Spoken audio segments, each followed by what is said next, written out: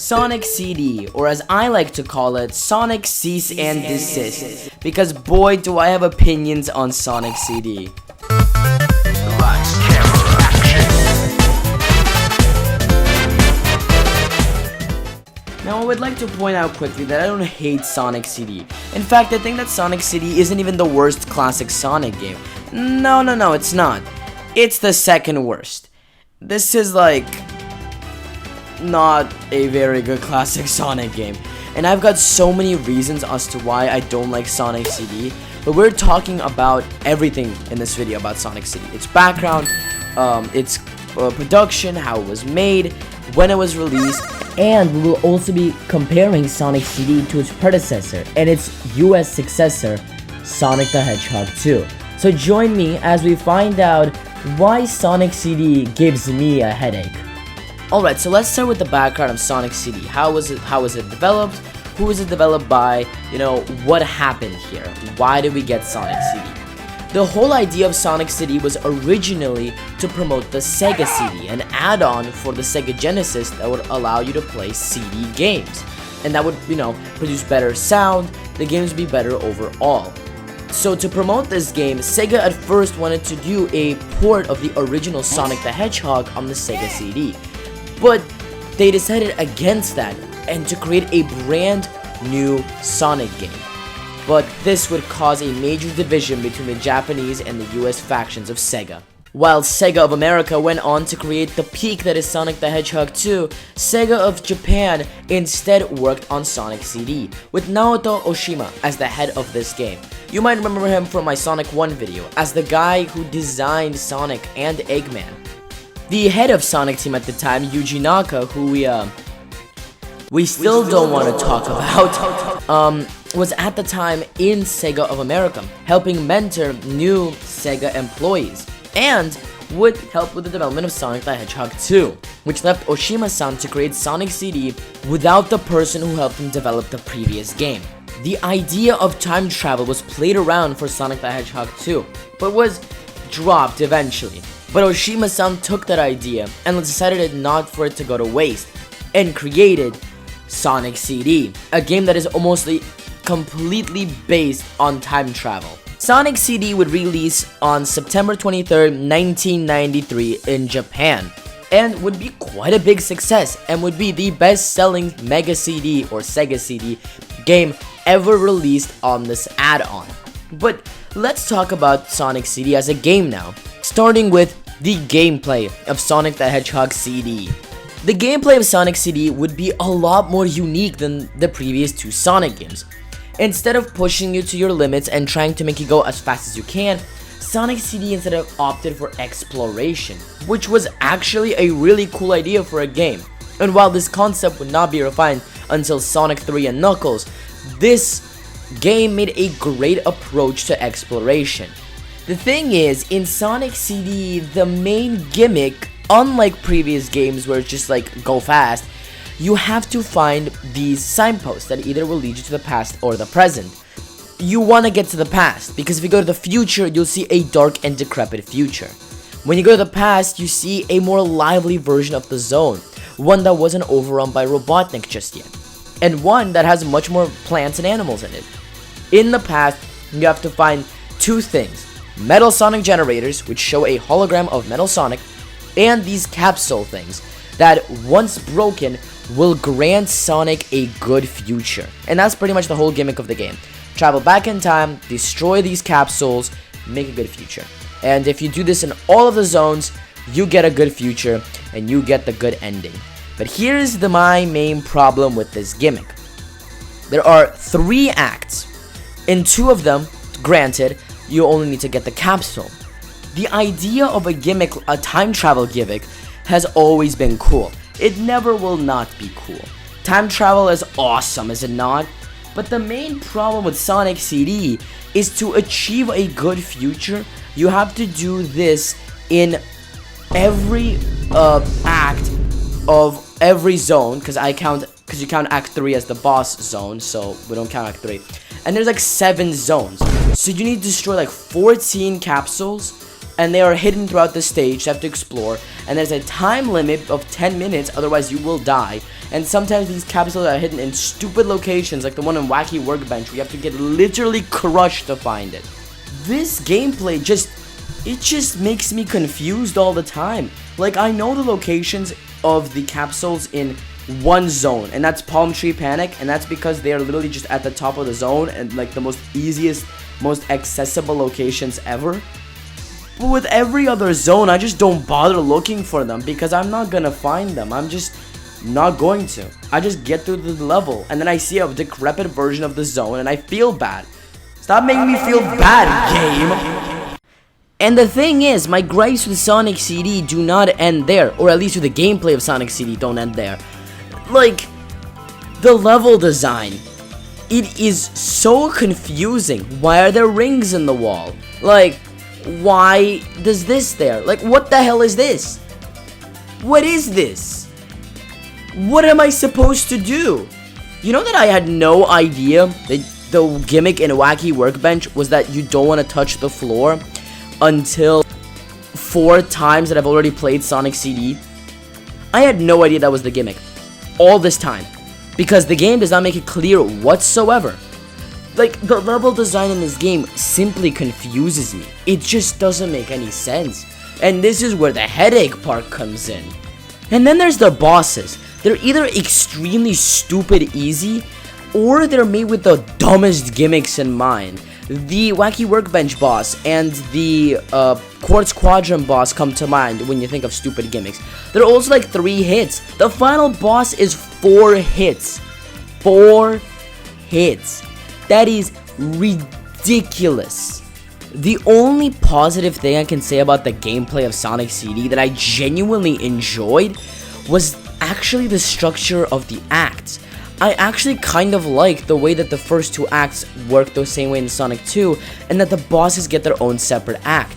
If you look carefully enough, you'll find power-ups that can gear you up and allow you to defeat the bosses even faster, even though these bosses are still way too easy. This is a really cool mechanic, and I kind of wish they returned in future Sonic games, especially like games like Sonic Superstars. Okay, enough dogging on Sonic CD. Let's talk about the positives of this game. And yes, it does have quite a bit of positives. For example, Sonic CD gives us a plethora of amazing animations that we have never seen on Sonic. Better teetering animations that look just better and more lifelike. We get like this really cool Easter egg where if you wait for 3 minutes, Sonic will just jump off and die. Maybe that's not so cool actually. Kids, don't do suicide. That kills you. Don't do that. Also, we get Chibi Sonic, and it's like one of the most adorable things I've ever seen in my life. I'm so happy they brought that back in Sonic Mania, and they gave Chibi forms for Tails and Knuckles and Mighty and Ray, which was awesome, and I thought that was adorable. Also, that opening cutscene. Oh my god, that opening cutscene. This is genuinely one of my favorite openings, right up there with next to Sonic Unleashed. I love this opening cutscene with all of my heart. Toei outdid themselves. I'm so sad this Sonic might never come back, but I love this animation style. And oh my god, if they made a movie in this style, Sega would make so much bank.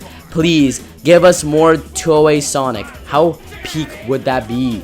And the music of Sonic CD, just like any other Sonic game, is amazing.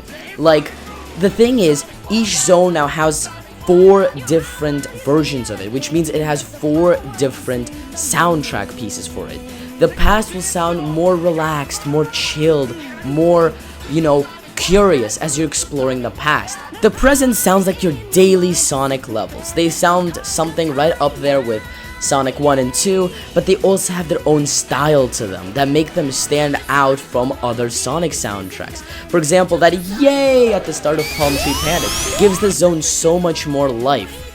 The Bad Future takes the soundtrack and elevates it to a grimy and dark soundtrack, making you feel like Eggman has finally taken over, and that's it. You can't really do anything about it.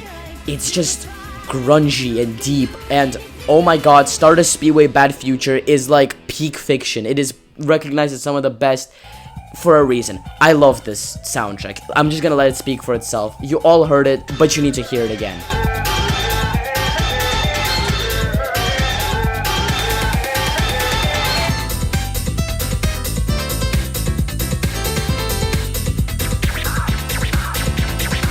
The good futures are also amazing. They're chill, but they're also happy.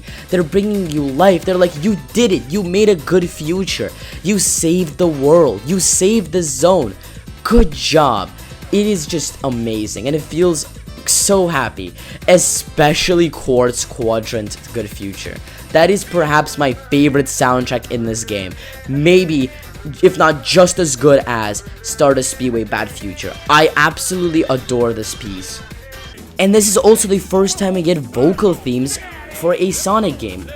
And although I love Sonic Boom, I'm a Toot Toot Sonic Warrior type of guy, because that song is absolutely amazing.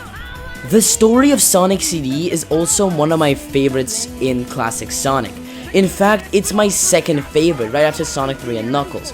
It's a lot actually deeper than any other 2D Sonic game. Instead of Eggman gets a thing and tries to take over the world, it's a little more bigger and a little more expansive. But before we get more deeply into the story, I have to mention the brand introduction of two new characters.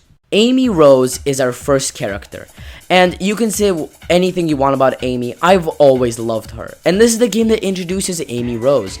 I have always been a big Amy fan. I think she's a great character.